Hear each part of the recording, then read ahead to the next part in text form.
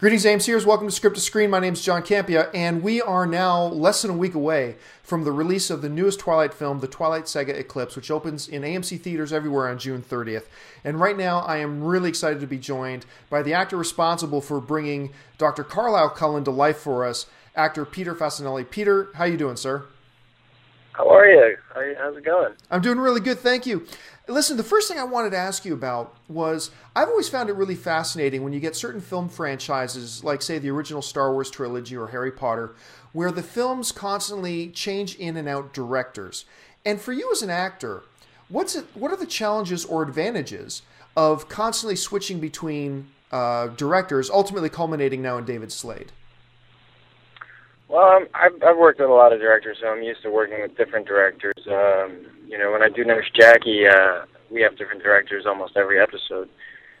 So you get used to it. But I think the challenges are when a new director comes on board, they have a different way of working, and you're kind of forming a new relationship, and you're all trying to suss each other out and trying to figure out how to collaborate and work together. So you're trying to figure out how to work cohesively.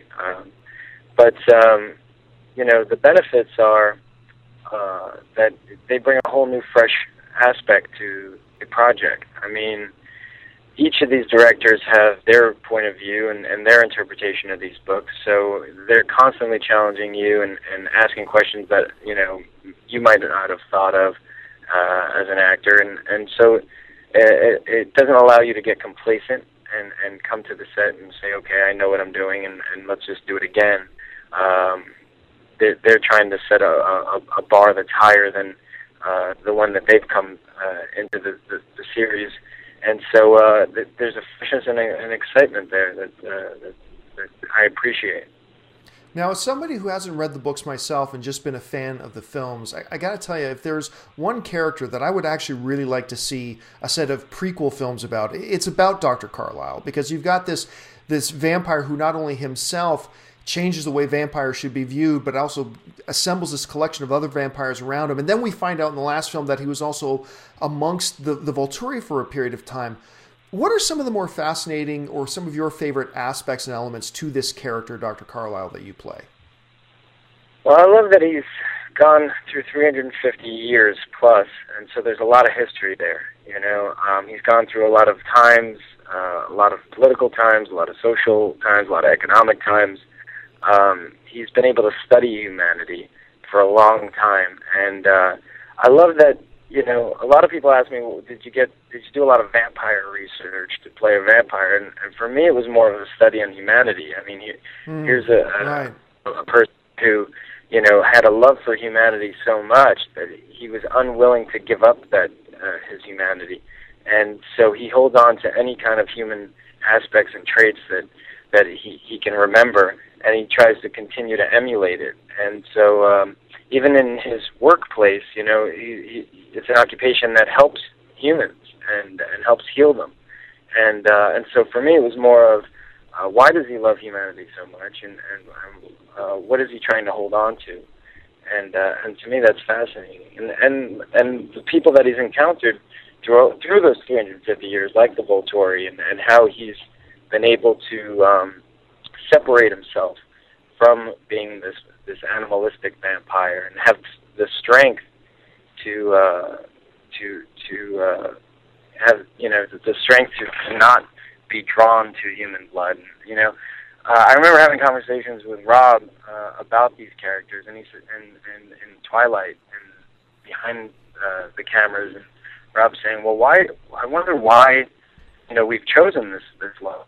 I mean, it seems kind of weak to not, go against your nature." And for me, I felt like there was a strength there to go against everything that your instincts are, and to to not feed on humans is a strength that it almost makes them stronger than vampires, because vampires are just doing what they're made to do. Right. He's going against every animal instinct he has to remain to retain any human qualities that he can remember. Now, it's funny you mentioned that dichotomy in Carlisle. I had a chance to talk with your director, David Slade, a couple of days ago about how there's more action in this film, and you know, basically war breaks out. In those two sides of Carlisle, do we get to see that other side of Carlisle in this film? And if so, what was it like for you to bring out those new elements of him that we haven't had a chance to see in the film so far? Well, that's one of the reasons why I love this film so much, is that I think that most of these films, the Cullens have this human mask on, you know, and so sometimes they drop these human masks, and you get to see who they really are, and get to see their traits as vampires, like when you get to see the baseball sequence. I think a lot of people responded to that because you get to see them be who they were made to be. Right. And they talk about hunting, but you never get to see them hunt. So these battle sequences, you know, you get to, the human masks are dropped, and you get to see them for the creatures that they are. And they're not playing games like in baseball. They're actually fighting for their undead lives. And so the stakes are high, you know. And so for me, I was really excited to be able to shoot that portion of it, because Carlisle got to roll up his sleeves, and you got to see him go to battle and try to fight and protect his family. Well, listen, Peter, thank you so much for taking time to join us. I know things must be really busy right now. Congratulations on Eclipse, and we really look forward to seeing it in theaters on June 30th. Thanks again. Thank you. Hope you enjoy. Take care.